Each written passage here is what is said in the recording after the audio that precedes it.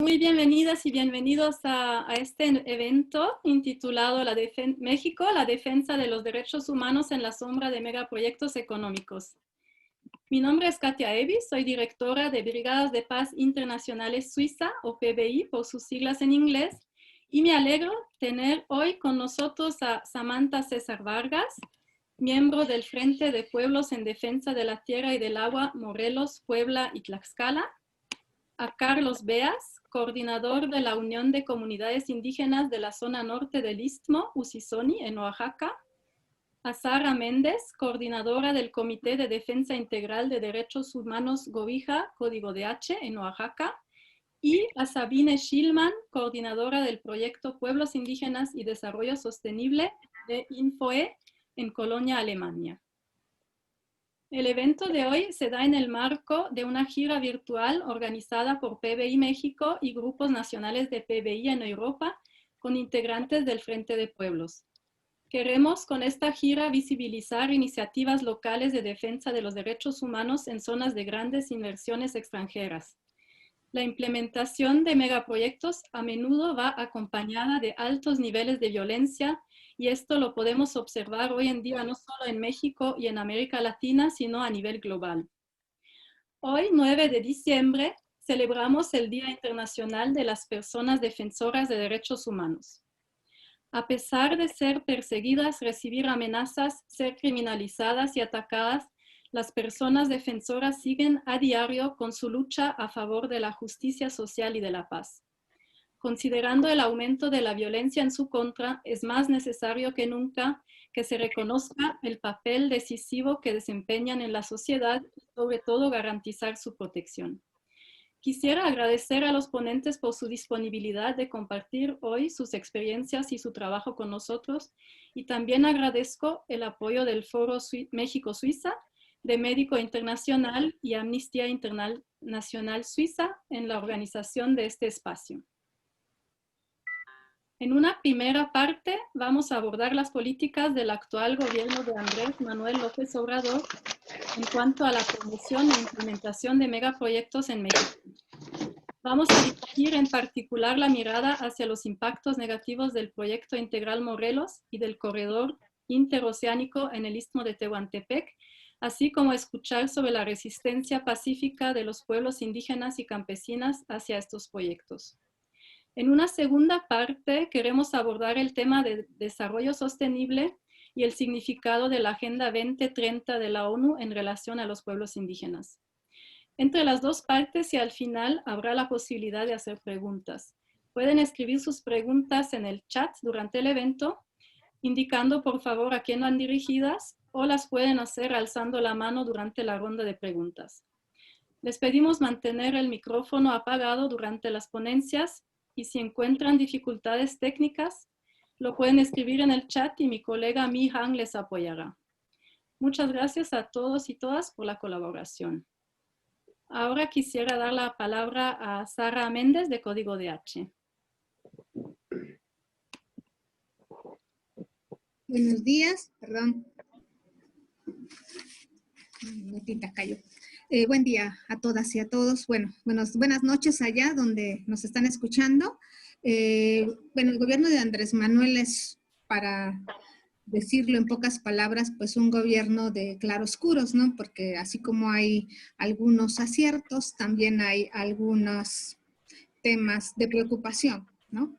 En cuanto a su modelo de desarrollo, bueno, este gobierno llegó diciendo que se enfocaría en los pobres, en quienes menos tuvieran, y ha desarrollado una serie de programas sociales que pues efectivamente llegan a muchas comunidades y que están siendo también un factor de contención en estos momentos de pandemia y de crisis económica por la que atraviesa el país y estados como Oaxaca.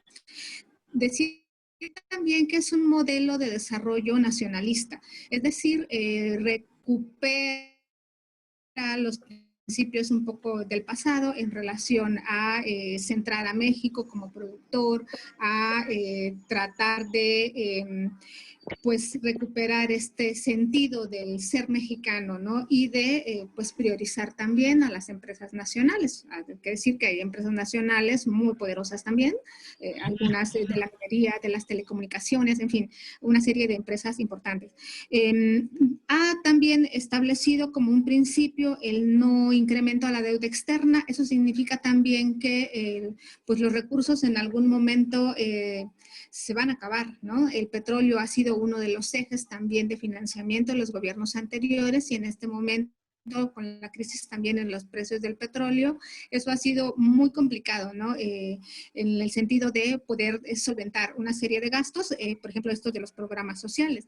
También es un gobierno muy centralista, ¿no? Muy centrado en la figura del presidente, las mañaneras, las conferencias matutinas de cada día, pues creo que eso es algo que casi nadie ha logrado, pues, ¿no? Digamos, la comunicación, ¿no? Pero también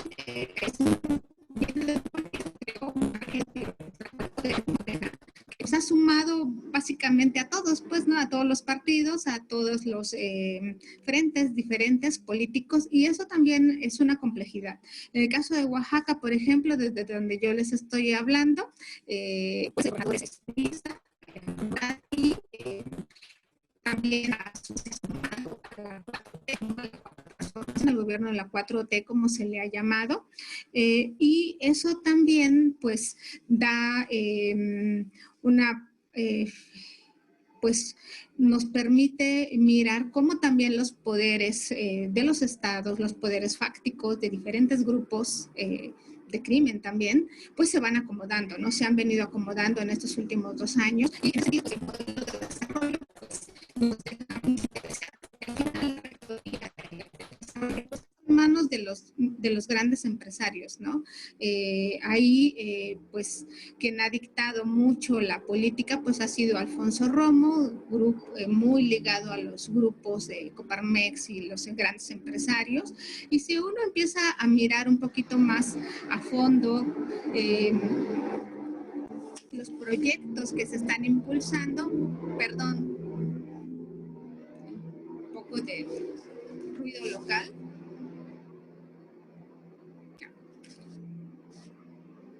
Si uno mira los proyectos que se impulsan actualmente por el gobierno mexicano, pues uno se da cuenta que, por ejemplo, los proyectos que se derivaron de la reforma energética, que son sobre todo de energía y responden a los compromisos que ya previamente la reforma de Nieto había realizado. Disculpa, por ejemplo, Sara. en la generación... Sí. Es que hay interrupciones un poco regularmente, que no se te escucha bien, no sé si, bueno, no sé si ayuda sin cámara, no sé. Un poco de problema de audio. No sé, ¿me escuchan ahí mejor? Intentemos así. Gracias. Iré más despacio. Bueno, los proyectos comprometidos por la reforma energética, los eléctricos, por ejemplo, se encuentran suspendidos, en teoría, ¿no? Hay un par de proyectos en el Istmo que habían iniciado procesos de consulta, que son los que en este momento el gobierno de Oaxaca pues dice que ya están en puerta de hacerse, ¿no? Gunasicarú, que sigue en consulta, y Cerro Iguana, ¿no? Que ha cambiado el nombre, pero básicamente es eso. Ampliación de puertos y en el tema de proyectos petroleros en aguas someras, aguas profundas y proyectos terrestres son los que se anuncian en la página Proyectos México, ¿no? Ya no se llaman megaproyectos, también el cambio del discurso es importante, ahora son macroproyectos, ¿no? Desde el discurso del gobierno federal. Los proyectos impulsados o que son como la propuesta del gobierno federal, pues son sobre todo los que ya se han mencionado mucho, el programa de desarrollo del Istmo y el Tren Maya, ¿no? Son los proyectos propios del gobierno federal. Todos los demás, eléctricos, ampliación de puertos, bueno, sobre todo los petroleros, los que tienen que ver con reforma energética, son proyectos heredados, ¿no? Entendería también que algunos como Huesca también son proyectos que ya vienen de atrás, ¿no? Y me puedo imaginar también que implican compromisos del gobierno mexicano para que se realicen. En el caso de los eléctricos, algunos, pues la mayoría, 71 por lo menos, están suspendidos, están en pausa, ¿no? El gobierno mexicano ofreció hacer una evaluación del sistema eléctrico nacional, hacer un diagnóstico. Ese diagnóstico aún no está listo, no está disponible. Y los que están avanzando son estos proyectos del Tren Maya, el Programa de Desarrollo del Istmo, que dicho sea de paso, también en el caso del Tren Maya, pues es sobre todo un proyecto desde el gobierno federal visto como un reordenamiento territorial, ¿no? Si uno mira la información que nos brindan en la página web, pues lo que uno ve es también que hay un proceso de urbanización acelerado, además de incorporar a la península en este desarrollo, ¿no? En un desarrollo basado en grandes obras y en una serie de ejes que están ahí, así que son básicamente los mismos también que el corredor interoceánico del Istmo, ferrocarriles, puertos, carreteras. En el caso del Istmo también el oleoducto de 220 kilómetros, refinerías, ¿no? Centrales eólicas y las telecomunicaciones, ¿no? Entonces esos son como los grandes ejes al final de esta industrialización del sur-sureste, ¿no? Creo que estamos ante un proceso de industrialización que también busca, de alguna manera, contener la migración de centroamericanos, centroamericanas, que atraviesan con destino a Estados Unidos. Y ese también ha sido una de las declaraciones que en el inicio se escucharon, ¿no?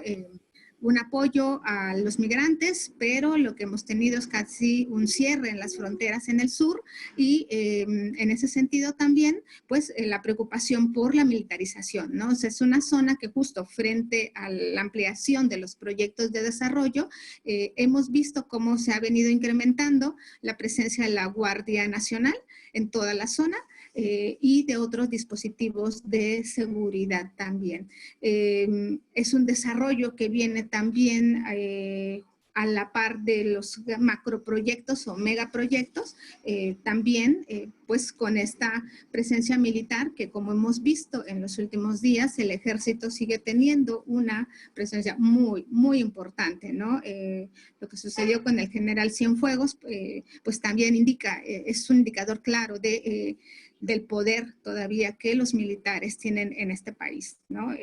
Y bueno, yo lo dejaría aquí. El discurso dice que buscamos un desarrollo, una economía incluyente, con respeto a los derechos humanos, a las comunidades indígenas, al medio ambiente. Ese es el discurso. De repente uno lee los proyectos un poquito más y pues hay como contradicciones. Y esto creo que eso es algo que los compañeros, compañeras van a poder abundar un poquito más sobre eso. Yo lo dejaría ahí y muchas gracias. Muchísimas gracias, Sara. Entonces vamos a pasar ahora con Samantha César. Yo voy a compartir ¿cómo se dice? La pantalla para que veamos unas fotos que nos va a comentar Samantha. Hola, buenos días a México, buenas noches allá en Europa. Pues muchas gracias por estar aquí con nosotros, participar, poner su escucha pues para lo que está pasando en México. Como ya me presentaron, yo soy parte del Frente de Pueblos en Defensa de la Tierra y el Agua de Morelos, Puebla y Tlaxcala. Y nosotros desde 2012 estamos luchando ante un megaproyecto que se llama Proyecto Integral Morelos. Es un proyecto energético impulsado por el Gobierno Federal y la Comisión Federal de Electricidad, la CFE. Y bueno, este proyecto tiene 3 componentes. El primero, ustedes estarán viendo, es un gasoducto que son 160 kilómetros y atraviesa por el mapa de riesgo del volcán Popocatépetl, uno de los más activos en el mundo, el más activo en nuestro país. Y ustedes pueden ver aquí por justamente un poco uno de los el trazo del gasoducto, y pues justo atraviesa por los 3 estados, por Tlaxcala, Puebla y Morelos. Llega a Morelos, a un lugar que se llama Huesca, la siguiente por favor, que es justamente la termoeléctrica, aquí ya está la termoeléctrica construida. El proyecto plantea 2 termoeléctricas, ya está construida 1 en la comunidad de Huesca, en el estado de Morelos. Y bueno, esa termoeléctrica, la idea es generar energía a través justo de gas y de agua, por eso necesita el gasoducto. Y pues la siguiente, un acueducto que, que justamente usará el agua del río Cuautla. Ustedes pueden ver en estas fotos el río Cuautla. Y bueno, este acueducto pretende llevarse 50 millones de litros de agua al día. Este acueducto, este acueducto pretende llevarse el agua que le pertenece a los campesinos del ejido de Ayala. El ejido en México es una propiedad social que tenemos, que las tierras son parte de, pues, de los pueblos, y bueno, y las aguas. Y bueno, esta agua y estas tierras justamente en Ayala, la tierra la cuna del zapatismo, donde nació y luchó Zapata, y eso justamente ahí es donde está esta agua. Todos los pueblos afectados, ahorita les voy a platicar, pues somos pueblos que los bisabuelos lucharon junto con Zapata. Zapata es uno de los revolucionarios más importantes en la Revolución Mexicana, y que gracias a él se logró el agrarismo.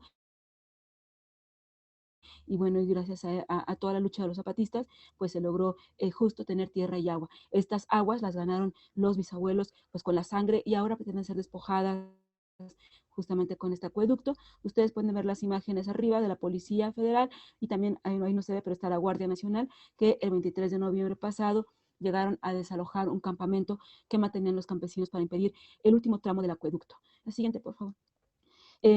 Pues miren, durante este tiempo ha habido mucha resistencia ante este proyecto. Los pueblos afectados son más de 90 pueblos de pueblos indígenas nahuas, que en este proceso pues se verán afectados por diferentes niveles.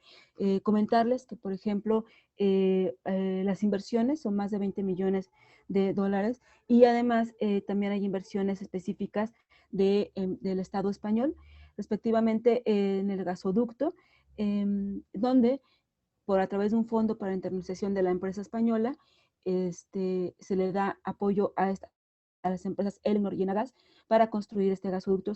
Se le da inversión desde el Estado español y el Ministerio de Industria, Comercio y Turismo. Y bueno, también la empresa Abengoa, que se le da la concesión de la construcción de la termoeléctrica y el acueducto. Abengoa, pues ustedes sabrán, tiene un negro historial sobre corrupción y también despojo a los pueblos. Este proyecto tiene diferentes impactos, y por eso hemos decidido luchar. Brevemente les voy a decir: el impacto tiene que ver con el ambiental. Pues bueno, esa termoeléctrica genera diferentes gases que se desprenderán a través de las chimeneas que ustedes lograron ver en la fotografía, y que esto desprende óxido de nitrógeno y genera empobrecimiento de la producción de la tierra y disminución de la diversidad de especies de flora y fauna. También la contaminación del agua, pues esta agua que se pretende llevar con el acueducto del río Cuautla llegará a la termoeléctrica y después regresará al mismo río Cuautla contaminada, y bueno, teniendo un impacto fuerte sobre el ecosistema acuático. Llegará a una temperatura mayor de 40 grados y con una serie de contaminantes que impactará tanto en la agricultura como en la salud de las personas. Más de 15,000 campesinos viven de esta agua para la actividad agrícola en Ayala, en Morelos. Y bueno, el otro impacto, el otro riesgo, es justamente el riesgo volcánico. Este gasoducto que vieron que atraviesa las faldas del volcán, pues bueno, atraviesa varios niveles de riesgo que tiene ya registrado Geofísica de la Universidad Nacional Autónoma de México. Y bueno, hay un grave riesgo para las familias, ya que este gasoducto tapa varios lugares donde están las rutas de evacuación de este gasoducto. Y además, también hay un gran riesgo sísmico, porque en 2017 hubo un sismo muy fuerte en México, y el epicentro está a unos pocos kilómetros aquí en Morelos del gasoducto. Entonces, y bueno, el otro impacto o el otro riesgo es el riesgo de la vida campesina.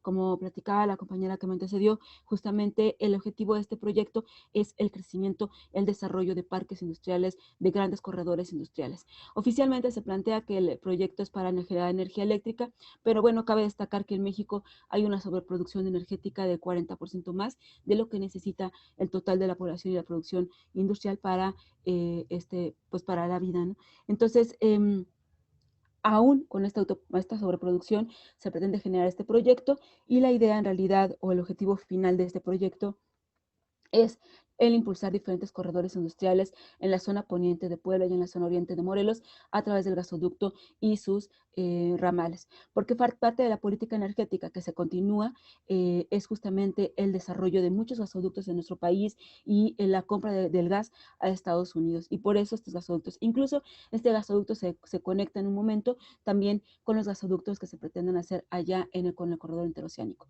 Entonces, en realidad, es un proceso, como también se planteaba, de una transformación de nuestros territorios, totalmente de una historia, de una tradición agrícola, a unos territorios industrializados, una industrialización salvaje, en donde no solo vendrán industrias, sino también vendrán minas y vendrá mucho mayor explotación de agua y tierra de nuestros pueblos. Estos son los impactos. Durante todo este tiempo, por eso los pueblos hemos decidido luchar. Diferentes pueblos en Tlaxcala, Puebla y Morelos hemos desde 2012 luchado ante este proyecto por la serie de violaciones que ha sucedido. Una de ellas es la falta de consulta. Nunca hubo consulta libre, previa, ni informada, ni información veraz. En realidad nunca hubo información real del Estado. Tuvimos que buscarla nosotros. La violación también de los derechos humanos como pueblos indígenas. No se está respetando la libre determinación y pues también el derecho a la consulta que tenemos los pueblos. También el derecho a la organización y a la protesta. En muchos momentos hemos sido, bueno, ustedes pueden ver en esta imagen, por ejemplo, la Guardia Nacional ahí justamente donde estaba el plantón allá en Apatlaco, en Ayala, pero también ha estado el ejército incursionando en las comunidades, cuidando la construcción del gasoducto, de todo el gasoducto. También ha estado la Policía Federal desalojando plantones en Huesca, en Jantetelco, en Morelos. También ha habido detenciones de varios compañeros, entre ellos Juan Carlos Flores, Enedina Flores en 2014, fueron presos políticos casi durante un año. En 2020, inicios de este año, Miguel López también fue detenido, y bueno, todo por su lucha, por ser defensor de derechos humanos, la criminalización y la judicialización como una forma de afrontar, de detener la lucha de los pueblos. Y bueno, por eso ha habido toda una serie de, pues nosotros hemos decidido luchar y nos hemos articulado en este frente, somos diferentes comunidades. Aquí pueden ver la siguiente, por favor. Aquí, bueno, aquí justamente de lo que hablaba la compañera que me antecedió de las mañaneras de Andrés Manuel, pues esta justamente fue una mañanera en donde declaró que ya iba al proyecto Integral Morelos, en donde dijo que ya había visto todo. Aquí, por ejemplo, pueden ver el trazo del gasoducto en un mapa, pero pues en ese mapa se les olvidó poner un volcán, el volcán más importante, quién sabe, ¿verdad?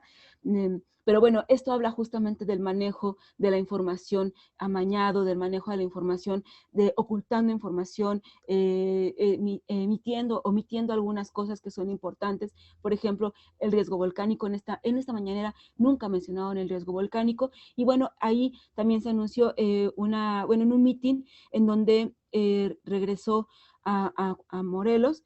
Cabe decir que Andrés Manuel, antes de que fuera presidente, su campaña vino a Morelos y dijo que construir un gasoducto y una termoeléctrica en tierras zapatistas era como construir un basurero tóxico en Jerusalén. Pues parece que sus palabras se le olvidaron. Ahora ya está impulsando este proyecto ahora como presidente. Y bueno, vino a tierras morelenses y ahí fue donde se le gritó a la gente, le decía que no, que cancelara la termoeléctrica.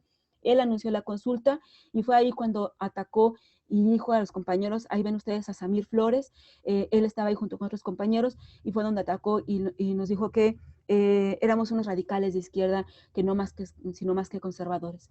Entonces anunció una consulta y una serie de supuestas asambleas en los pueblos para informar sobre el proyecto. Estas asambleas no eran asambleas, eran foros restringidos el ingreso, en donde solamente había la voz del gobierno, y allí en el fondo ustedes pueden ver a gente sentada, ahí estaba el delegado federal, Hugo Eric Flores en ese momento, y Samir pidió la palabra, no se la querían dar, pero la pudo tener. Y bueno, ahí informó de todas las cosas que estaban omitiendo, la información que estaban dando, le hizo preguntas concretas a la gente que se encontraba ahí, y no supieron responder. Gracias. En la siguiente, por favor. Y bueno, este proceso generó todo un descontento y ustedes pueden ver aquí las diferentes acciones, tanto en la termoeléctrica, el gasoducto, aquí en las construcciones. Los pueblos han decidido por diferentes líneas de acción luchar. Hemos tenido tanto la acción de las manifestaciones como las visibilidades de este proyecto, la denuncia, la situación legal también. Y bueno, en diferentes momentos todo tiempo ha sido como reprimido y ha habido situaciones de agresiones a diferentes compañeros. Y bueno, la siguiente, por favor. lamentablemente el asesinato de nuestro compañero Samir, justamente al día siguiente, donde les enseñé la primera foto de Samir, después de haber estado con Hugo Flores y haberlo enfrentado, Samir fue asesinado en la puerta de su casa el 20 de febrero del 2019. Esto generó mucha conmoción en nuestro movimiento. Samir era uno de los más visibles de la lucha contra contra termoeléctrica, este gasoducto, este acueducto. Samir es de la comunidad de Amilcingo, indígena Nahua de Amilcingo, donde yo vivo. Y bueno, ustedes pueden ver fotos de su entierro, de la gente, las manifestaciones que se realizó. Nosotros decimos que este asesinato fue un asesinato político por su participación tan activa contra este proyecto.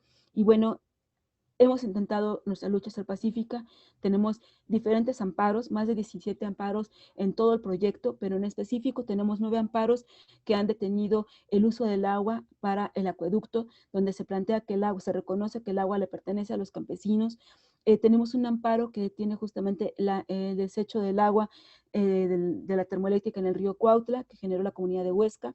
Y tenemos un amparo que se generó en la comunidad de Amilcingo, en donde se detiene el uso del gasoducto, el funcionamiento del gasoducto. A pesar de estos amparos que están vigentes, que están activos, lamentablemente, la siguiente, por favor. Lamentablemente, ya, entonces, bueno, la anterior, por favor. Lamentablemente, esto no se ha detenido. Este proyecto, el 23 de noviembre, les decía, entró la policía, la Guardia Nacional, que es una policía militarizada, a desalojar el plantón que tenía 4 años de los campesinos de Ayala, a pesar de que tiene estos amparos donde prohíbe el uso del agua para la termoeléctrica. Hace 2 días ya empezaron a funcionar pruebas en la termoeléctrica, en Huesca. Existen las fotografías de cómo ya está empezando ya a hacer las pruebas. Entonces, vivimos un momento muy crítico, hay una ilegalidad total por parte del gobierno mexicano, están los amparos deteniendo este proyecto, pero a pesar de esto, el gobierno mexicano no le está importando, está violando la propia ley que debería de él de respetar, de garantizar el Estado de Derecho. Y bueno, además la serie de agresiones y violaciones a derechos humanos y el peligro que existe en diferentes compañeros y compañeras que son defensoras del territorio ante esta amenaza del proyecto. Estamos en un momento complicado, de alerta en realidad ahora. Creemos que viene un golpe más fuerte para los pueblos y pues los pueblos vamos a seguir luchando. Estamos en nuestro derecho, son nuestros territorios, son lo que nos heredaron nuestros abuelos y estamos luchando justamente para poder darles a nuestros hijos, a nuestros nietos, este futuro, un futuro de nuestros pueblos y un futuro también pues de nuestras familias, de nuestros hijos.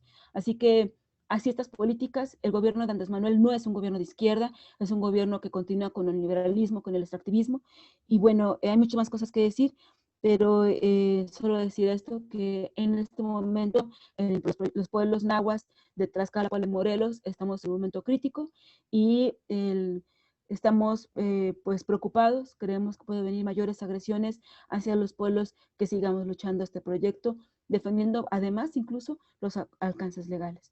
Esta es mi palabra. Muchas gracias. Muchísimas gracias, Samantha. Quisiera ahora dar la palabra a Carlos Beas. También nos ha compartido unas fotos que voy a poner de fondo simplemente. Adelante, Carlos. Buen día, buen día. No sé si se me escuche bien. Todo bien, sí. Perfecto. Bueno, pues buen día, buena noche o buena tarde, donde sea que estemos. Soy Carlos Beas, coordinador de la Unión de Comunidades Indígenas de la zona norte del Istmo, y estamos agradeciendo la invitación que nos hicieron para participar en este espacio y pues comentar con ustedes que el megaproyecto Corredor Interoceánico no es un proyecto nuevo, ni es un proyecto exclusivo de nuestra región. Y voy a decirlo por qué. Primero, desde hace unos 160 años, cuando se descubre las vetas de oro en San Francisco, California, hubo millones de europeos y norteamericanos que buscaron una forma sencilla de cruzar desde la costa este de los Estados Unidos hacia el Pacífico, hacia San Francisco. Y se abrieron rutas en Panamá y también en Tehuantepec. Eso fue el primer pues, intento ya muy fuerte de construir un corredor interoceánico en México.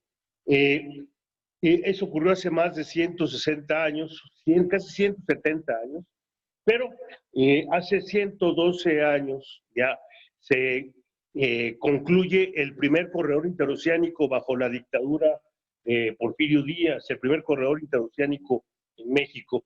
Y pues corresponde más bien a intereses del mercado global, de la circulación de mercancías entre Asia y Europa y la costa este de los Estados Unidos.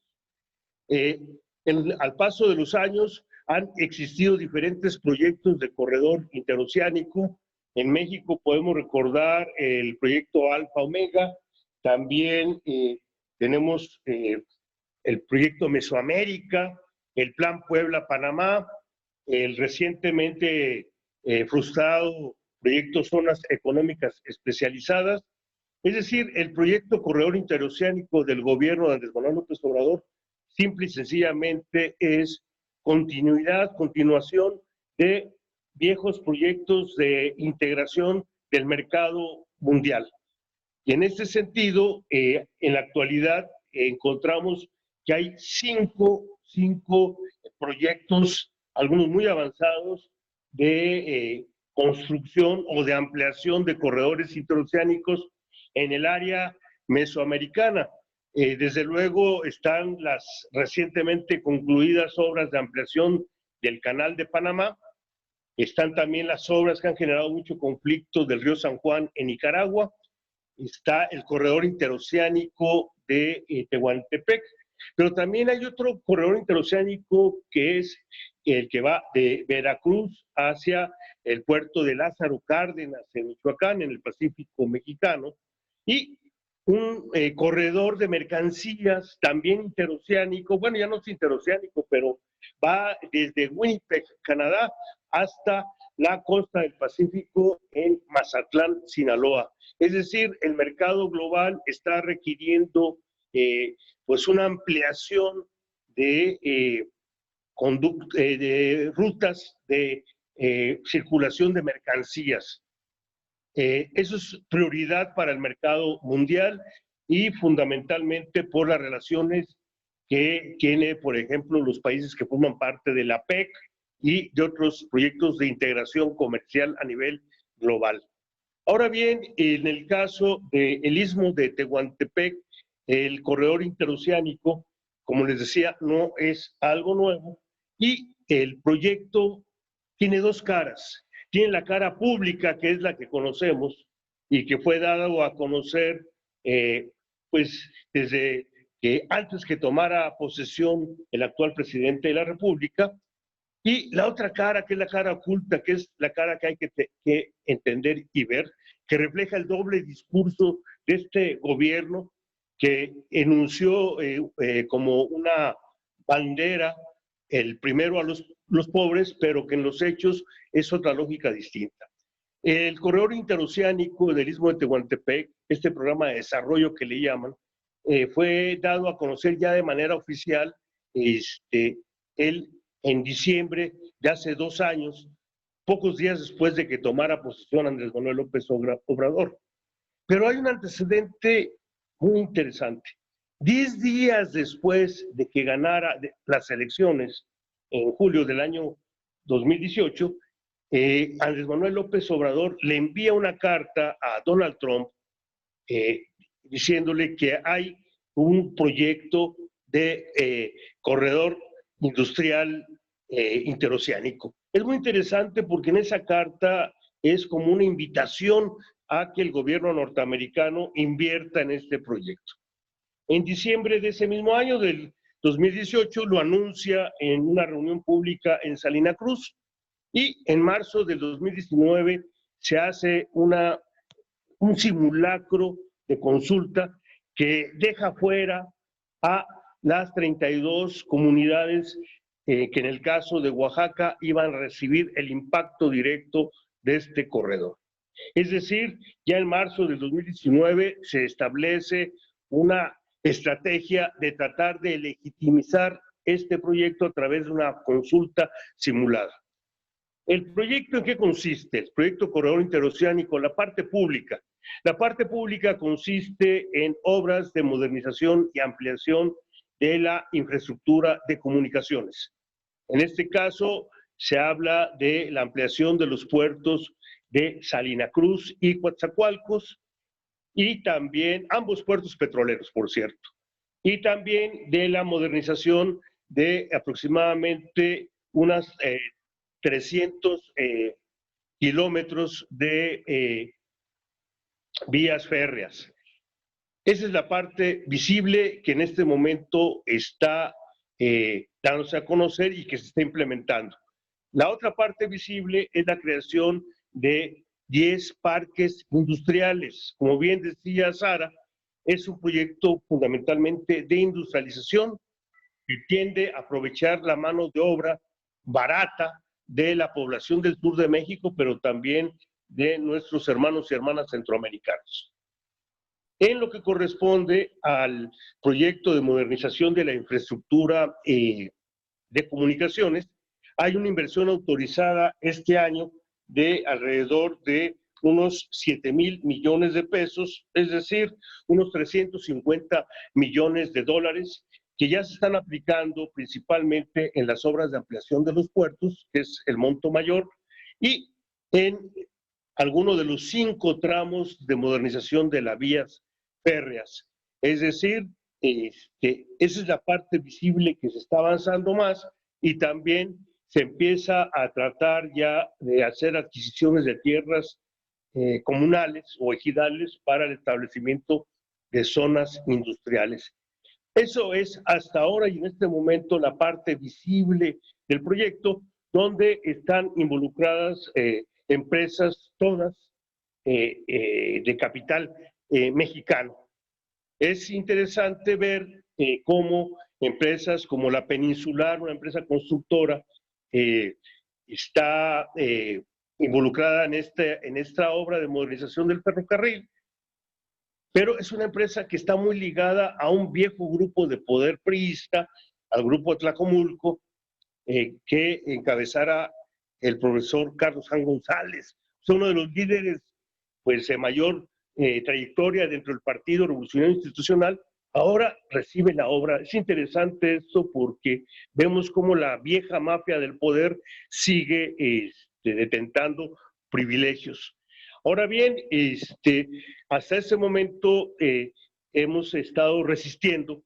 Hay una resistencia muy dispersa y en ocasiones muy débil también, porque por un lado las vías de ferrocarril ya existen desde hace más de 100 años, ¿sí? Y muchos de los pueblos no sienten un impacto directo en este momento por la construcción o la obras de rehabilitación de esas vías.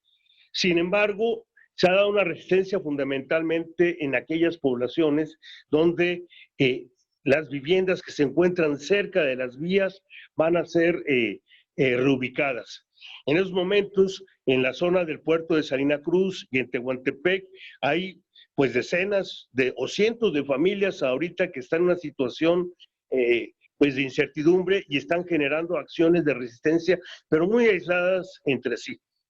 También en la zona que va desde la población de Matías Romero hacia el norte, es decir, en las fronteras ya con el estado de Veracruz, hay aproximadamente unos 13, 14 ejidos y colonias que han venido enfrentando la construcción de la realización de las obras de ampliación del ferrocarril, y en toda esa zona están suspendidos los trabajos, es decir, no han podido iniciar, y el director de Ferrocarril del Istmo Tehuantepec, la empresa responsable de las obras, reconoce que en estos 9 meses, ¿sí?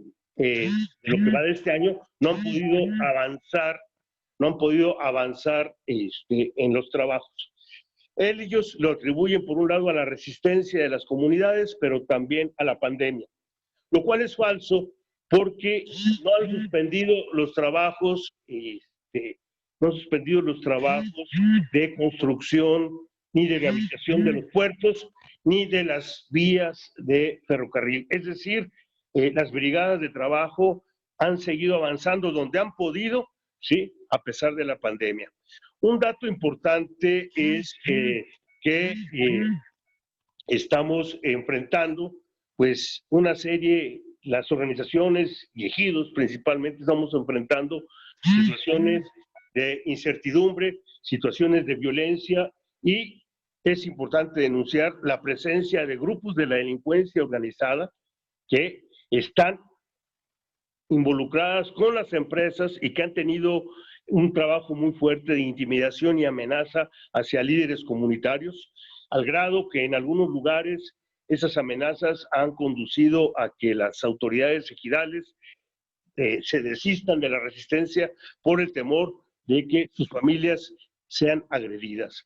Entonces, esa es la parte visible. Ahora, la parte invisible es que sabemos que empresas como Mirage Logistics, una empresa ligada a la producción y transporte de gas, ¿sí?, al parecer con fuertes intereses en Texas y en la administración de Donald Trump, han anunciado, pero no públicamente, han anunciado una inversión de 800 millones de dólares, es decir, unos 680, 700 millones de euros para la construcción de un gasoducto que, como bien decía Samantha, es parte de toda una red, ¿sí?, que involucra a intereses del capital global.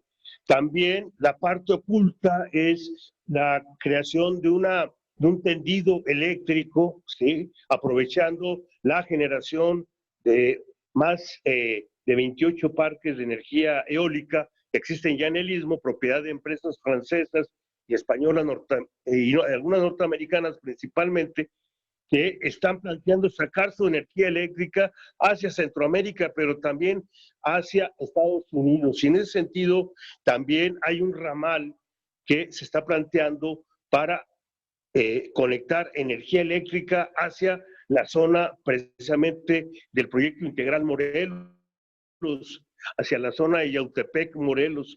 Entonces, hay varios megaproyectos muy importantes, algunos visibles, otros ocultos, que tienen que ver con intereses que no corresponden a las necesidades ni a la cultura de la población mayoritariamente indígena de nuestra región. Hoy mismo, en esos momentos, y gracias a las presiones de las organizaciones y de los pueblos, hay una presencia creciente de instituciones del sector salud tratando de pues hacer visible la atención médica en la región, porque una de las cuestiones que hemos denunciado es de que sí hay dinero para rehabilitar vías y puertos en la lógica de los intereses del capital global, pero no tenemos un hospital siquiera para poder atender la pandemia.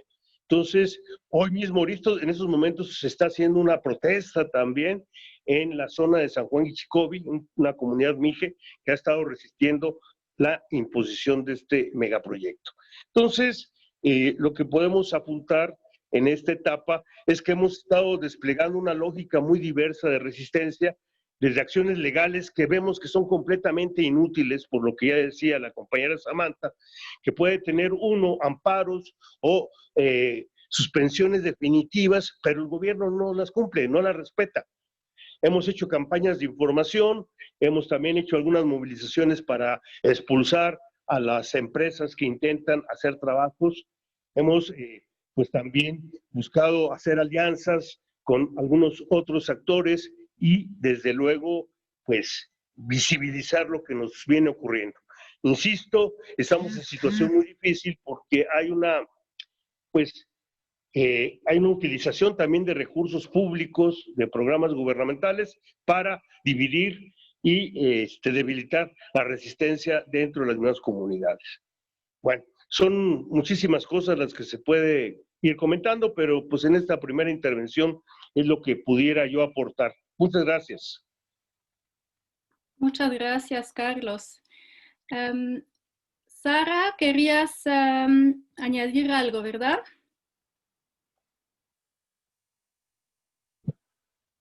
No te escuchamos.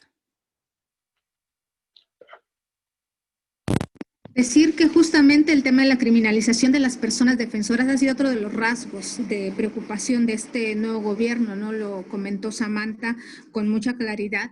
Y también el tema de la consulta, ¿no? A raíz de la reforma energética, la consulta se incorporó a la ley de electricidad, ¿no? Pero esta consulta ha sido más un trámite y este nuevo gobierno la ha usado justamente para validar una serie de proyectos que pues ya están más que hablados, ¿no? Y también decir que una constante del gobierno actual es la falta de información. Antes no nos informaron sobre los proyectos y lo digo desde consultas que se hicieron, por ejemplo, para la instalación del Parque Eólica del Sur, donde la información era básica. Bueno, en este nuevo gobierno también la falta de información ha sido una de las constantes. Uno mira las páginas oficiales donde esperaría encontrar mayor información sobre cuáles son las obras, las inversiones, las empresas que están involucradas y esta información no está disponible. Hay que rascar mucho, hay que buscar mucho para poder tener mayor claridad de cuáles son estas inversiones y estos intereses que están detrás de estos grandes megaproyectos, sobre todo el del Istmo y el Tren Maya. También decir que este descontento de las poblaciones también tiene que ver con esta disposición de la tierra como si no viviera nadie, pues, ¿no? Los grandes, y eso es una constante, los grandes proyectos en México así se han manejado. Se dicen, pues hay 100,000 hectáreas para desarrollos eólicos, ajá, pero no dicen cuánta población vive ahí, ¿no? Y esto ya lo veíamos desde el Plan Puebla-Panamá, por ejemplo, y después con las zonas económicas especiales. Ha sido una disposición al final, ¿no? O lo que comenta Samantha, o sea, hay un volcán y no se comenta, pues, ¿no? Detalles de ese tipo, creo que eso siguen siendo una constante y pues a la par de que haya defensa legal de los pueblos, de las comunidades, organizaciones civiles, sociales, etcétera, pues los proyectos siguen avanzando y eso es una realidad, ¿no? Los proyectos están avanzando lentamente, algunos más rápido, dependiendo, ¿no? La pandemia no ha detenido el avance de los proyectos y eso también hay que decirlo, ¿no?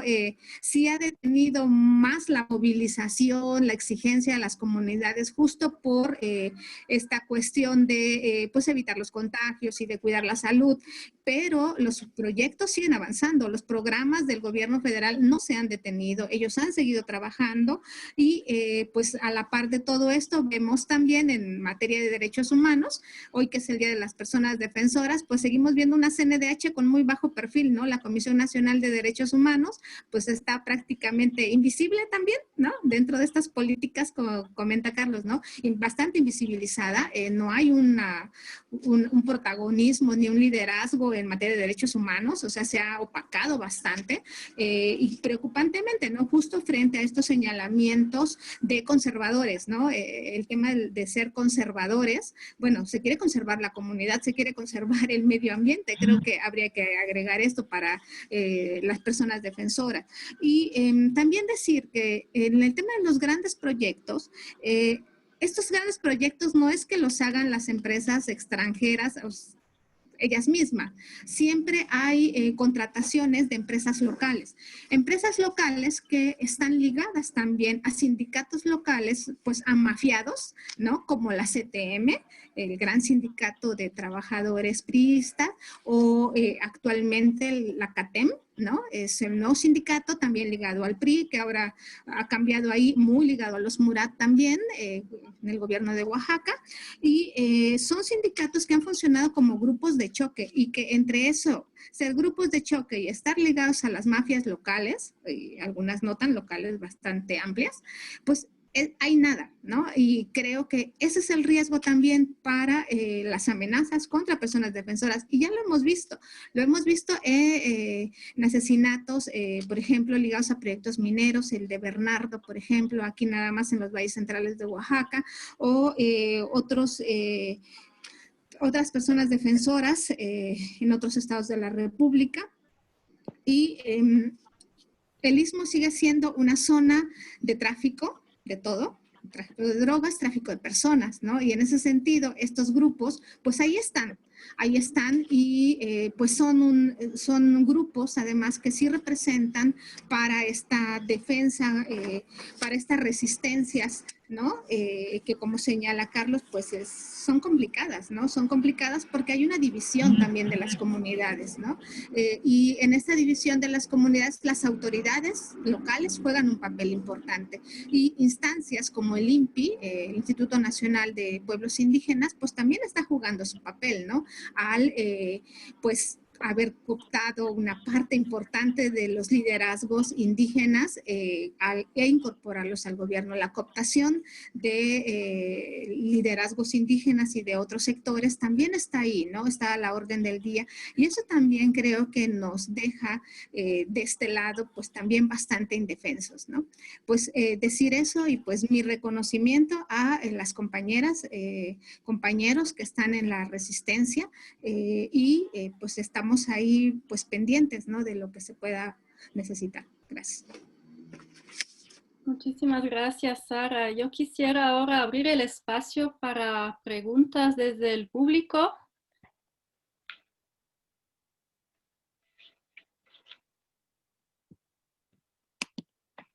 Si alguien tiene una pregunta, puede simplemente hablar o levantar la mano para que lo veamos.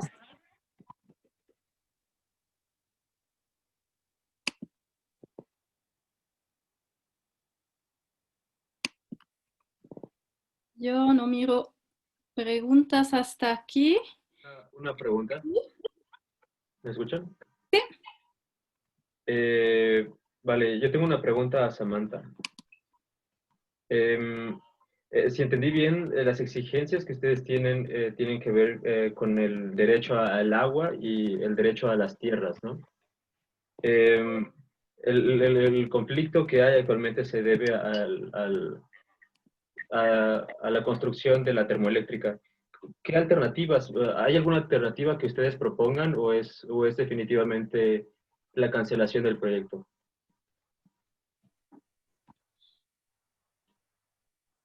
Bueno, nosotros no solo luchamos por el derecho al agua y a la tierra, sino también luchamos por el derecho a que se respete la libre determinación de nuestros pueblos. Esto significa que nosotros podamos decidir sobre el futuro de nuestros territorios y la forma en que usamos pues, los llamados recursos naturales o los bienes comunes. Entonces, eso tiene que ver. Y también luchamos por tener una vida justo de futuro como pueblos indígenas.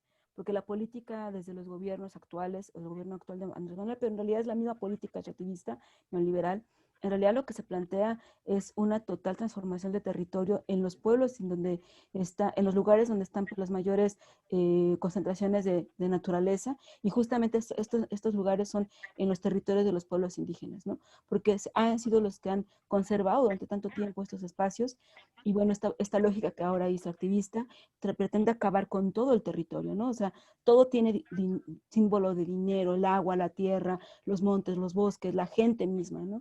Entonces, por eso estamos también luchando por lograr un futuro para nosotros, para seguir permaneciendo como pueblos en este mundo, ¿no? Global, neoliberal. Y justamente nuestra alternativa es que, como yo dije al inicio en mi exposición, no necesitamos más energía. Hay una sobreproducción de energía del 40% en México. El desarrollo industrial en realidad no es desarrollo, no es desarrollo para nosotros, y eso vamos a hablar más adelante, pero en realidad es un proceso de destrucción de nuestros territorios, un proceso de destrucción de nuestra vida comunitaria. Entonces, la alternativa que nosotros proponemos, en todo caso desde el gobierno, tendría que generarse una política totalmente fortalecida para la producción agrícola. O sea, necesitaríamos realmente entonces fortalecer la actividad agrícola, que estos pueblos somos totalmente agrícolas, que se fortaleciera la actividad agrícoala, que se generaran realmente espacios donde los pueblos decidieran de qué forma generamos procesos de decisión para avanzar hacia lo que necesitamos, que los pueblos fueran los que decidieran qué es lo que se necesita y no que vengan políticas externas a imponernos procesos en los cuales incluso está en riesgo nuestra propia vida, porque también por lo que luchamos es por la vida. Si ese gasoducto explota, puede poner en riesgo a muchísima gente. Hay pueblos donde el gasoducto pasa a 200 metros de la primer casa, cuando la norma dice que tiene que ser 500 metros mínimo, recomendable 1 kilómetro. Entonces, también luchamos por la vida, no queremos morir. Como decimos, no queremos morir por dinero, queremos vivir y queremos tener un futuro para nuestros hijos y un futuro como pueblos indígenas. Gracias, Vale, gracias. Samantha. Propongo que tomamos otra pregunta más de José y después seguimos con nuestra segunda parte del evento. Sí, pues gracias. Nomás a lo mejor creo que será más conveniente hacer la pregunta después y si no la pueden contestar después. Entonces, primero, muchas gracias a los ponentes. Les aprendí mucho. Y recién acabo de ver que en Wall Street, creo que hoy y mañana van a empezar a vender o apostar en los precios del agua. Entonces, ustedes están haciendo un gran trabajo, nos están defendiendo a todos nosotros. Entonces, ¿cómo nosotros desde acá de Alemania les podemos ayudar? Aunque sea compartiendo información, traduciendo textos, entendiendo que los problemas que existen aquí en Alemania son los problemas que están peleándose ahorita en México. Los activistas climáticos en Alemania, ¿qué diferencias hay con los mexicanos? Que, por ejemplo, Sammy Flores Soberanes pierde su vida. Aquí, por ejemplo, pues nomás no te hacen caso, pero pues no es lo mismo comparar la vida con, a lo mejor, que te ignoran. Entonces, ¿cómo podemos a lo mejor apoyarles más y relacionar esas dos luchas, ¿no? Que no están separadas las muertes en México de los activistas en Alemania, por ejemplo. Gracias. Muchas gracias, José. Yo también quiero retomar esa pregunta después. Me parece muy importante saber de ustedes cómo podemos apoyar sus luchas desde aquí, desde Europa, Suiza, Alemania. Ahora quisiera primero pasar a la intervención de Sabine Schillmann, que nos va a hablar sobre la Agenda 2030 de la ONU sobre desarrollo sostenible. Hemos escuchado también ahora que el desarrollo que se está proponiendo desde los gobiernos neoliberales no es el desarrollo que se espera en muchas partes del mundo y en los pueblos indígenas. Entonces, adelante, Sabine, para presentarnos esa otra perspectiva.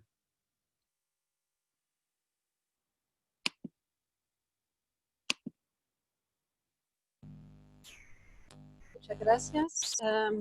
¿Me pueden escuchar bien? Sí. Ya. ¿Podrías compartir la presentación, por favor, Katia? Bueno, buenos días, buenas tardes también de mi parte. Soy Sabine Schillmann, coordinadora actualmente de un proyecto de educación en la ONG INFOE, Instituto para la Ecología y la Antropología de Acción, que trabaja, digamos, en los temas derechos indígenas, protección de medio ambiente, más bien cuando están involucrados empresas alemanas o en la política y programas también de desarrollo alemán. Este proyecto en este momento está enfocado, digamos, un poco más sobre la educación, la información sobre el papel que están jugando los pueblos indígenas, las comunidades indígenas con sus conocimientos, con sus estrategias, con sus prácticas de desarrollo sostenible, porque estamos viendo que en todo lo que significa la Agenda 2030 y el tema de desarrollo sostenible, la transformación del mundo que se está proponiendo en estos documentos de las Naciones Unidas y también en las estrategias nacionales de desarrollo sostenible, no están viendo, no están tomando suficientemente en consideración lo que ya existe como estrategias viables que están comprobadas desde años que están sostenibles, porque si no, no encontraríamos, digamos, biodiversidad y un medio ambiente intacto en los lugares principalmente donde están viviendo los pueblos indígenas. Bueno, frente a todo lo que se estaba diciendo, temo que lo que se puede proponer desde el punto de vista de la agenda y también de lo que se puede alcanzar, bueno, es débil, pero de toda manera es otra herramienta que se aprobó en 2015 por todos los estados del mundo para, como he dicho, una transformación del mundo. Y me imagino que ya todos están un poco familiar con la Agenda 2030 y esos 17 Objetivos de Desarrollo Sostenible, que en sí son muy importantes, porque tienen relación con la vida de todos los humanos en este mundo, con temas muy básicos, pero sin embargo están muy complejos. También existen conflictos entre los diferentes objetivos. Si tomamos, por ejemplo, el objetivo 7 para la energía renovable o el objetivo 8 de crecimiento, que obviamente depende de la política nacional y la implementación a nivel nacional, cómo se están implementando e interpretando estos objetivos, y ahí pueden entrar en conflicto con otros objetivos como el objetivo de salud, de la protección de ecosistemas, etcétera. Así, sin embargo, el siguiente, por favor, Katia. Los pueblos indígenas han participado en ese proceso de elaboración y de implementación, más que nada, de estos objetivos. Existe un grupo principal de pueblos indígenas a nivel internacional. Existen 9 grupos principales en este proceso para la implementación de la Agenda 2030, y los pueblos indígenas forman uno de esos 9 grupos principales. De hecho, la visión de desarrollo que tienen los pueblos indígenas no fue incluido en la elaboración de la agenda. La agenda propone un modelo de desarrollo sostenible que tiene como 3 dimensiones: social, ecológico y económico.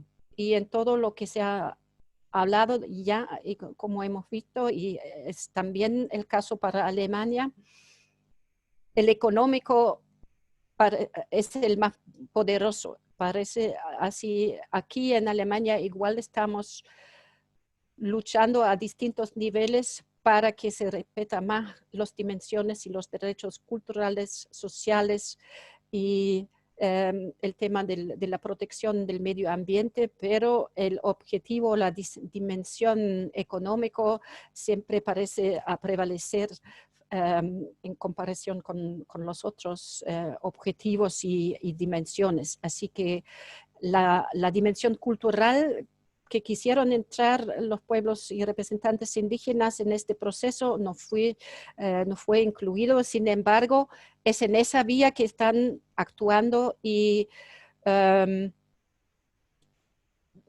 participando y elaborando sus diferentes acciones a diferentes niveles, sea a nivel de las Naciones Unidas, en el foro político de alto nivel, que es la instancia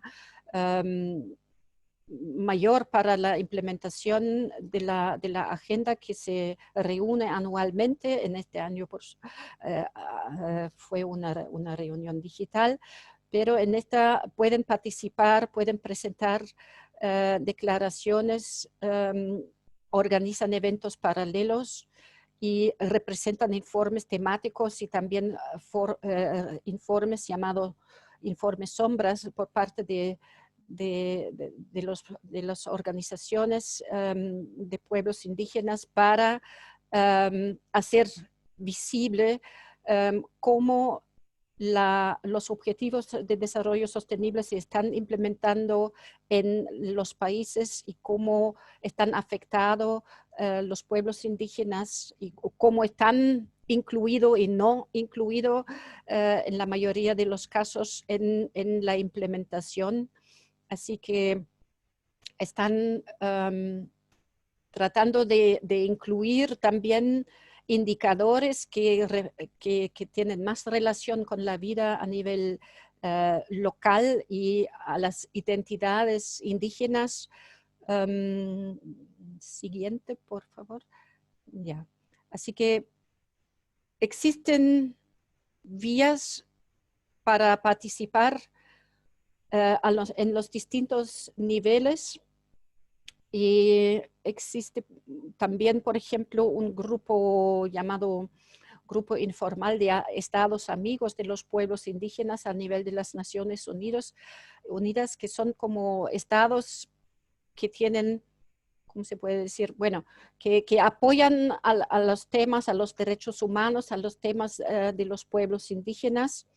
Y más adelante están incluidos en esa presentación algunos contactos e informaciones para poder conseguir o seguir por esas vías.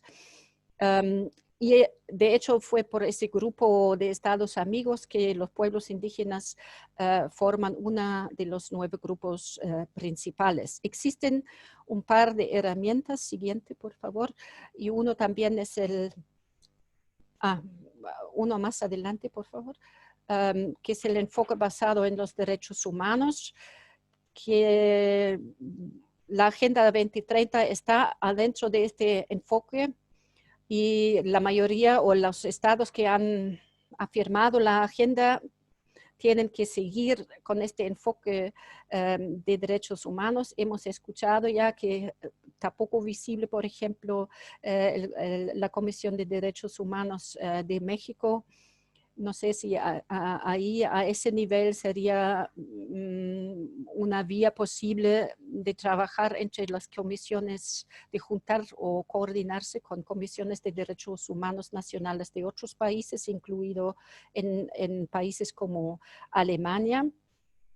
Pero sin embargo existe ese enfoque basado en los derechos humanos y es una vía de cada vez exigir que se cumplen con los tratados internacionales que México ha firmado también y que en todos planes de desarrollo se tienen que cumplir con los derechos humanos. Siguiente, por favor. Ya, uno más adelante.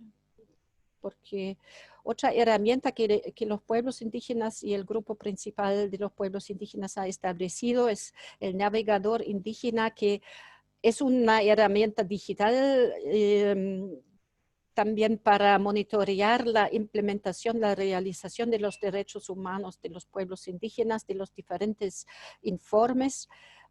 Es más que nada una herramienta para compilar datos, para tener como bases de datos que apoyan a la argumentación y a las estrategias que están siguiendo. El siguiente, por favor. Bueno, en INFE, como he dicho, tenemos también estamos pidiendo al gobierno de Alemania de aplicar el enfoque basado en los derechos humanos, como Alemania también tiene para su cooperación para el desarrollo ese enfoque basado en derechos humanos. Así que aquí estamos exigiendo que en relación con la implementación de los objetivos de desarrollo sostenible, tanto como los proyectos de desarrollo que tiene Alemania con los distintos países y también con muchas comunidades indígenas también en Latinoamérica, de cumplir con este enfoque basado en los derechos humanos y además de informar a través de publicaciones y eventos sobre la relación entre la práctica y la política y programas de Alemania y cómo están afectando a pueblos y comunidades indígenas, a sus bases de vida, a los recursos naturales, a sus modos de vida, a través de demostrar cómo lo que estamos haciendo aquí en Alemania está afectando, cómo puede apoyar a mantener los recursos naturales y los modos de vida de los pueblos indígenas y la vida misma, como Samantha ha dicho, y no apoyar o no seguir con nuestro consumo, apoyando a políticas que están explotando recursos de vida de otras personas, de otras comunidades en otras partes. Y el siguiente, 8 más. Bueno, en el último, 8 más, por favor. Ya. Aquí, bueno, algunas posibles pasos adelante o puntos de entrada para, por ejemplo, coordinarse con el grupo principal de pueblos indígenas en ese proceso de los objetivos de desarrollo sostenible, también con el grupo informal de países amigos, donde según la información que tenemos es el Luis Elizondo Belden, que es el segundo secretario en la Asamblea General, en la tercera Comisión de Derechos Humanos, representante en la misión de México frente a la ONU, que miembro de ese, ¿cómo se puede decir?, grupo.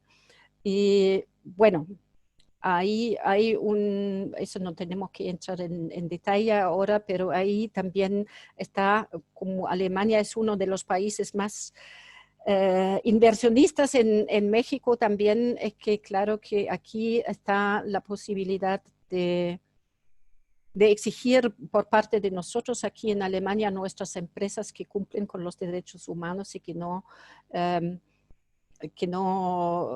implementan proyectos que están violando a los derechos humanos de comunidades indígenas en otros países.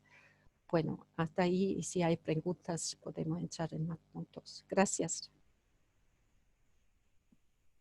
Muchas gracias, Sabine. Yo quisiera saber si alguien tiene una pregunta sobre lo que nos ha presentado Sabine.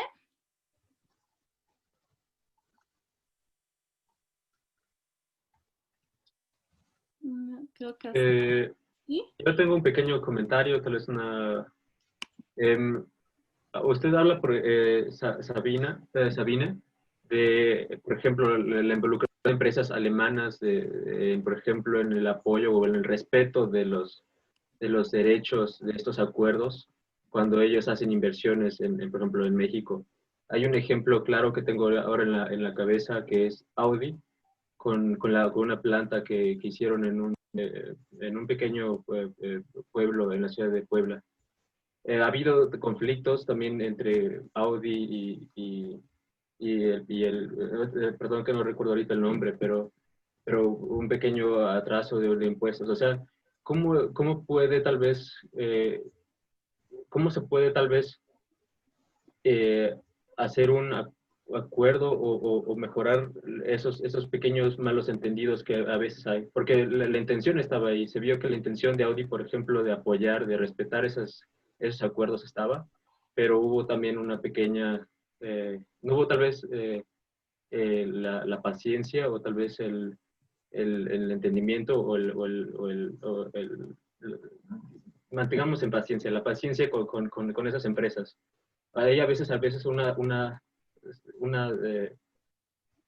se demonizan las empresas. O sea, ¿cómo llegar a esos acuerdos para que haya un respeto y para que haya un apoyo entre ambas partes? Bueno, no conozco el caso específico. Yo creo que según la experiencia que más que nada tienen otros de mis colegas que están trabajando más en ese tema de las empresas alemanas y el cumplimiento con los derechos humanos, tanto aquí en Alemania como en el extranjero, es a través, uno, de como contactos directos, es decir, establecer la posibilidad y la plataforma para que los afectados pueden realizar encuentros directos con representantes de la empresa para exponer sus preocupaciones y demandas, su situación, para que se puede Ya, porque toda transmisión, toda interpretación es como desvía, así que más que nada nuestra estrategia es que los que están afectados pueden tener la posibilidad de hablar ellos mismos, y la otra manera es que a través de sensibilización aquí en Alemania, especialmente en los, ¿cómo se llama eso? Accionarios, las personas que tienen, ¿cómo se llama? En la bolsa, que tienen... Inversionistas.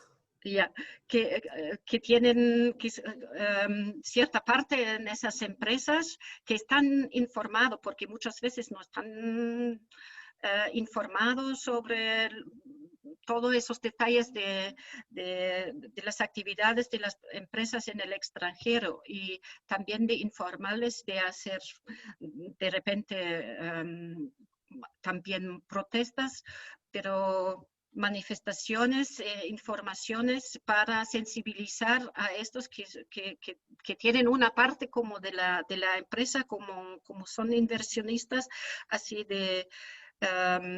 y que ellos hacen cierto impacto y pueden exigir también que se establecen como acuerdos entre la empresa y bueno, y las comunidades o grupos que están afectados. Eso se me ocurre en este momento. Yeah. Muchas gracias, Sabine. Veo que el tiempo está corriendo y me gustaría todavía dar la palabra a los demás ponentes.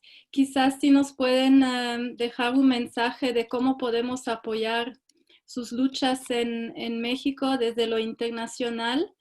Y también tenemos una pregunta desde el público, que ahora con el actual gobierno hay muchísimas personas de ONGs, de la sociedad civil, de los movimientos que trabajan dentro del gobierno. Si ustedes no ven ahí como aliados para seguir avanzando con las demandas desde la sociedad civil, desde adentro del gobierno. Carlos, ¿quisieras empezar? Tenemos unos 3 minutos para cada persona. Bueno, muy rápidamente, primero para comentar que la Agenda 2030 no se refleja, por lo menos en nuestra región, como parte de las políticas públicas o de los programas de gobierno. Un ejemplo que quisiera poner: en la imposición del corredor interoceánico de este megaproyecto, no se ha abierto un solo espacio de participación para las mujeres indígenas y campesinas. Un solo espacio no se ha abierto, no se ha tomado en cuenta la perspectiva ni las demandas de nuestras compañeras. Ha sido una denuncia constante que hemos hecho. Hemos estado accediendo a organismos, a instituciones de Naciones Unidas, al Alto Comisionado de Derechos Humanos, también al Programa de Naciones Unidas para el Desarrollo, cuestionando la falta de consulta efectiva para los pueblos. Hasta el momento no hemos recibido una respuesta clara. Nos han invitado a una reunión, pero todavía no se formaliza la fecha. Sin embargo, tanto organismos, el Programa de Naciones Unidas para el Desarrollo, el PNUD, sí avaló el programa que está imponiendo el gobierno en el Istmo. Entonces, hay como contradicciones. Aquí nos ayudaría rápidamente como propuesta el que nos ayuden a visibilizar la necesidad de crear mecanismos que garanticen la integridad física tanto de los defensores de derechos humanos como de los defensores de los derechos indígenas en México. Lo cual no es fácil, precisamente por la cuestión de esta imagen que se proyecta de un supuesto gobierno progresista en México.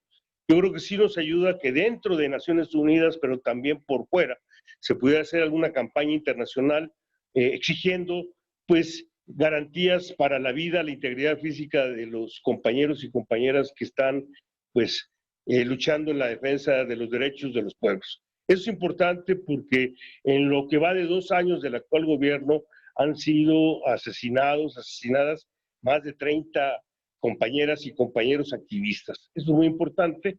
Y también para comentar, es difícil, y lo decía Sara al inicio, hay una incorporación, es cierto, de algunos integrantes de organizaciones no gubernamentales y de organizaciones sociales en el actual gobierno federal.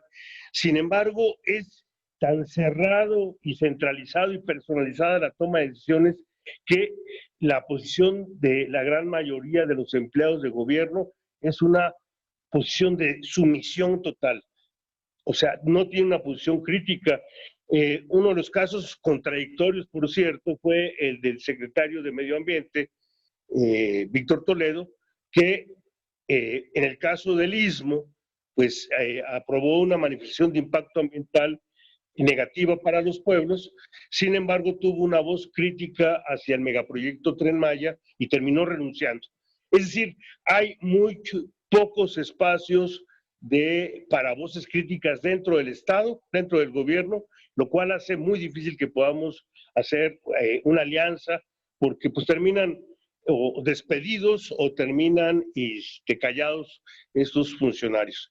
Entonces, yo creo que lo más importante, y es lo que estamos tratando de hacer, es visibilizar la violación a los derechos de nuestros pueblos y las situaciones de riesgo y de peligro que estamos corriendo, y que lo que necesitamos hacer a nivel internacional, porque dentro de México hay muy pocos espacios para poder visibilizarlo. Muchas gracias. Muchas gracias, Carlos. Doy la palabra a Samantha. Sí, bueno, pues digamos que coincido con Carlos en el sentido de que, pues sí, aunque la Agenda 2030 es una iniciativa importante y puede ser una herramienta de exigibilidad de derechos humanos importante pues, para los pueblos, en realidad pues en México no se está viendo su aplicación ni su respeto, ¿no? Aunque el Estado mexicano haya firmado su compromiso, en realidad no lo está ejerciendo y al contrario, pues todas esas políticas que existen son pues muy contrarias a lo que plantea la Agenda 2030. Yo quisiera rápidamente hablar como un poco incluso de esta idea del desarrollo, ¿no? Y su concepción, o sea, creo que a final de cuentas la idea de desarrollo sigue reinando relacionada directamente a la idea de crecimiento económico. Entonces, si seguimos desde esa lógica pensando desarrollo, en realidad no va a haber ninguna transformación y va a continuar toda esta serie de agresiones a los pueblos indígenas en el mundo. Es una visión antropocéntrica donde se plantea que el humano está en el centro del mundo, en el centro de la naturaleza, el que domina la naturaleza, y justamente me llama la atención que no se haya aceptado la visión de desarrollo desde los pueblos indígenas, porque es una visión totalmente diferente, es una visión biocéntrica, donde se entiende que uno es parte de la naturaleza y donde se entiende que hay que formar otras lógicas, ¿no?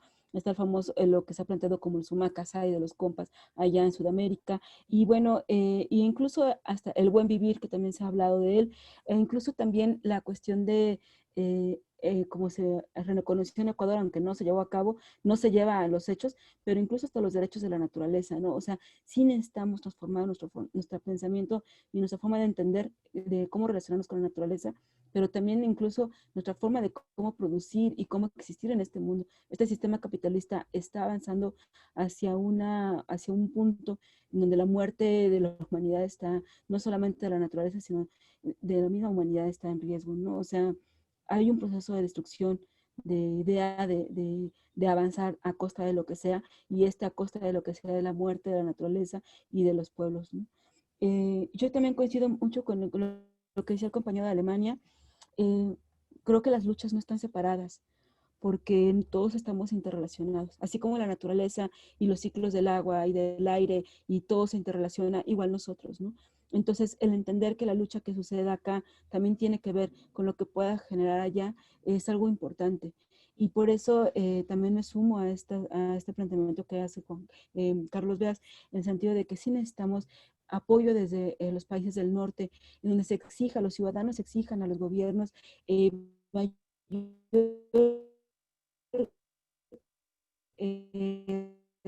regulación de las empresas. No se te escucha bien, Samantha, perdón. En materia de derechos humanos, en materia del respeto de los derechos de los pueblos. También la mayor exigencia ambiental hacia la toma de decisiones, la inclusión de la toma de decisiones de los pueblos sobre su territorio. No son consultas de simulación, sino realmente bajo los cánones que plantea el de derechos de pueblos indígenas en 2019 sobre las consultas indígenas. O sea, tenemos que generar actividad por parte de otras sociedades en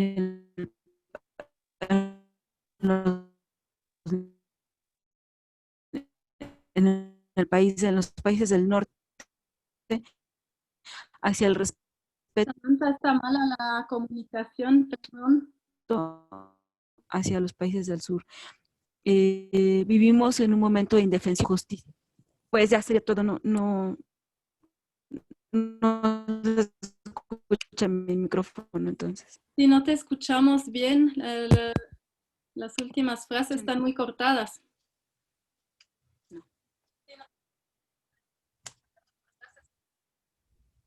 No sé qué hacer. Tal vez apagar la cámara.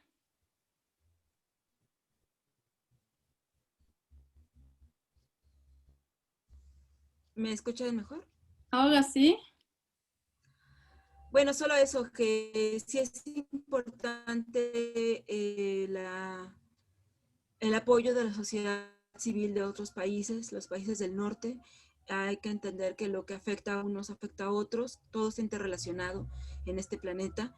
Entonces, que también se exija desde los países del norte a los gobiernos mayor control de las empresas en materia de derechos humanos en otros países, que se exija al gobierno mexicano el respeto a los defensores de derechos humanos y del territorio, y que se incluya a los pueblos realmente en la toma de decisiones sobre sus territorios, es estratégico para poder garantizar pues que ya se pare este tipo de violaciones y que no se atente contra la vida de los pueblos indígenas.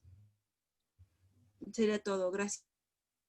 Muchas gracias, Samantha. También aquí para añadir que acabamos de tener una votación popular en Suiza para que las grandes empresas con sede en Suiza se hagan responsables de violaciones de derechos humanos y de daños al medio ambiente en otros países.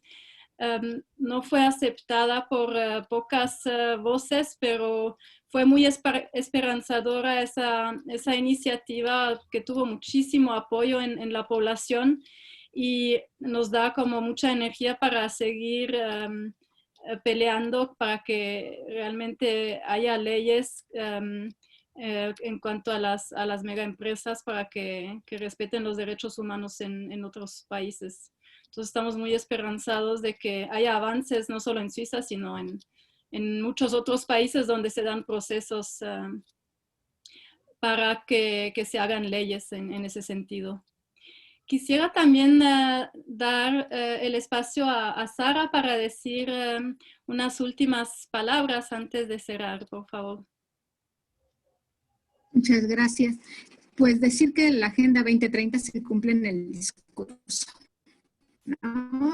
En la realidad hay un déficit importante y en el discurso los documentos son muy... ¿Ahí mejor? Tal vez si apagas la cámara también porque está muy cortado. Ok, ¿mejor así? Sí, intentemos así, gracias. Bueno, pues el déficit de justicia hacia los pueblos indígenas sigue siendo una deuda. Y en este sentido, el acceso a la justicia, pues nos siguen debiendo. Y aunque hay herramientas en materia de derechos humanos, los principios rectores, por ejemplo, en materia de empresas y derechos humanos, tenemos un mecanismo también de protección de personas defensoras, pues se requiere que se apliquen, ¿no? En el caso de los principios rectores, no hay en este momento en México un programa nacional de empresas y derechos humanos, se quedó ahí durmiendo el sueño de los justos, ya había una propuesta y ahí se quedó, ¿no? Entonces creo que esa puede ser una petición que se podría retomar desde el ámbito internacional. El tema del fortalecimiento del mecanismo federal de protección de personas defensoras también también sería una un tema de trabajo, sobre todo porque hubo una reforma reciente en esta lucha contra la corrupción y se eliminó el mecanismo, perdón, el fideicomiso que alimenta recursos al mecanismo. Hay una crisis ahorita importante en este tema y creo que sería de revisarlo y de trabajar también en relación con, no solo con relaciones exteriores, con la UACNUR y otras instancias. Ahí, ¿no? Los temas de agua también son una cuestión fundamental, ¿no? Creo que necesitamos seguir insistiendo que el derecho humano al agua es un derecho, ¿no? Hay muchas comunidades que están luchando por el agua. En Oaxaca también hay una red muy grande en México de Agua para Todos también, que está buscando una reforma a la Ley Nacional de Aguas, justamente en este principio de acceso al agua como derecho humano y no la mercantilización del agua en los grandes capitales ni en la bolsa de valores. Creo que esa sí es una noticia muy triste. También, ¿no? El acceso a la justicia, lo comenté al inicio, pero creo que no se escuchó bien, sigue siendo una deuda con los pueblos, ¿no?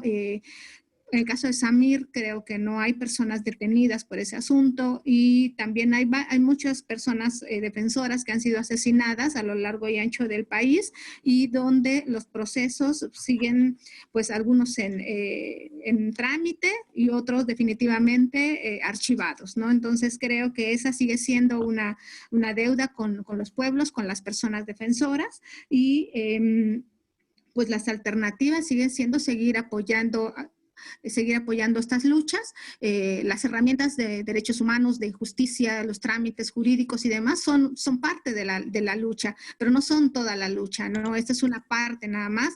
La organización de las comunidades, el apoyo y la solidaridad internacional siguen siendo una parte muy, muy importante justamente para hacer visibles estas resistencias que a veces se quedan aisladas frente al, pues, al espectro mediático nacional que ya no les presta atención, ¿no? El cerco mediático existe, hay comunidades que lo están enfrentando, procesos de lucha, de defensa, personas defensoras que están siendo agredidas en este momento y que no se sabe, ¿no? Y que los medios no están cubriendo esta parte. Entonces creo que ahí las redes internacionales siguen cumpliendo un apoyo muy importante para hacer visibles estas otras voces, ¿no? Que no son la voz mayoritaria pero que tienen mucha razón en lo que están comentando, porque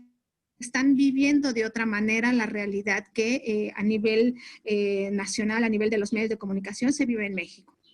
Gracias. Muchísimas gracias, Sara. Ya por el tiempo estamos llegando al final. Estoy viendo en el chat. Sí, pues yo quisiera agradecerles mucho para todas sus contribuciones, sobre todo a los ponentes, también a todos los que han participado para hacer este espacio un hecho. Estoy muy contenta que nos hayamos podido juntar de esta forma ahora en estos tiempos que nosotros no recibimos, por ejemplo, giras aquí para recibir a las y los activistas en Suiza. Me parece muy, muy importante mantener el contacto, tejer esas alianzas, apoyarnos mutuamente y hacerlos más fuertes y, como dijo Sara, hacer visibles todas esas violaciones de derechos humanos que se están dando a diario en México y en otros países donde seguimos observando la situación.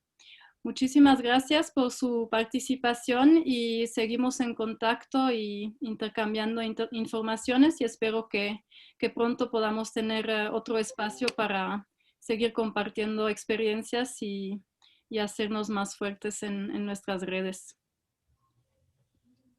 Les deseo muy buena tarde o buen día, buenas noches aquí en Suiza.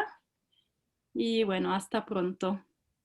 Muchas gracias, Katia, y feliz fin de año en lo que cabe para todos y todas. Un saludo. Gracias, igualmente, Carlos. Hasta luego y muchas gracias a todos. Gracias a PBI. Saludos a Gracias Carlos. también de mi parte. Saludos a Sabine y que la dignidad Gracias se haga por la hombre en todo el por la invitación y pues seguimos ahí pendientes. Gracias. Muy bien, gracias Samantha, Sara. Adiós. Gracias, adiós. Adiós.